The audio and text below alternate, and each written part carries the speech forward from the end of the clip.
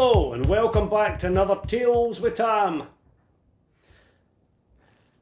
Beanscroft farm lies on Grassyards Road in the parish of Fenwick in East Ayrshire. But the farmer there was known as a good, honest, hard-working and God-fearing member of the community. However, strange happenings at the farmhouse and in the byre slowly convinced him that he and his family were being regularly tormented by none other personage than the devil himself. The otherworldly disturbances had started in a minor way, with sounds and movements that could be ascribed to the wind or a cat.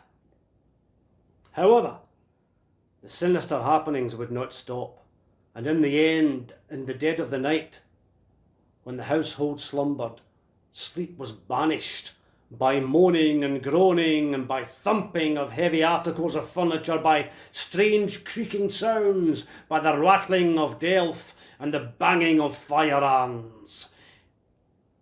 What could it be? The farmer lay in bed and listened, and the wife lay and shook with fear. Such things had never occurred at Beanscroft before. And when in the mornings the family assembled around the breakfast table, their faces told of the mingled emotions awakened by the ghastly visitations of the night watches. The eldest son undertook to discover the origins of the sound, and more than once kept vigil. But when he was on duty, the devilish spirits refrained from their manifestations.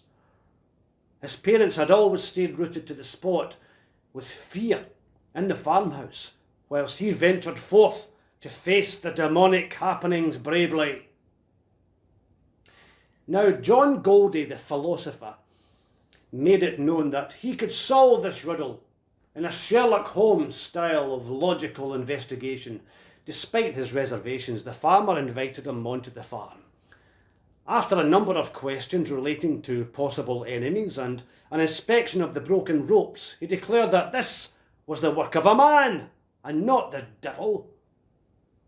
Swearing the farmer to secrecy, he advised him to hide in the byre that night.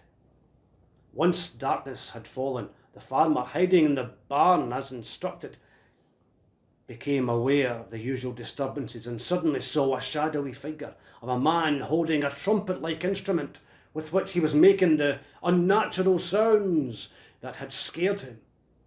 Rushing forward, he seized the culprit only to find that it was his own son. It transpired that the son had some knowledge of chemistry and had made what we would call coloured fireworks, and that the ropes had been severed with nitric acid. John Goudie had logically deducted that the son, hoping to scare his father into retirement so that he could run the farm, was the devil on earth. The philosopher's reputation was greatly enhanced, whilst the son was mortified and humiliated to the extent that he left Ayrshire and was never seen in these parts again. Nothing is ever what it seems in the world of fascinating tales, urban legends and the macabre in Ayrshire. Did you hear that?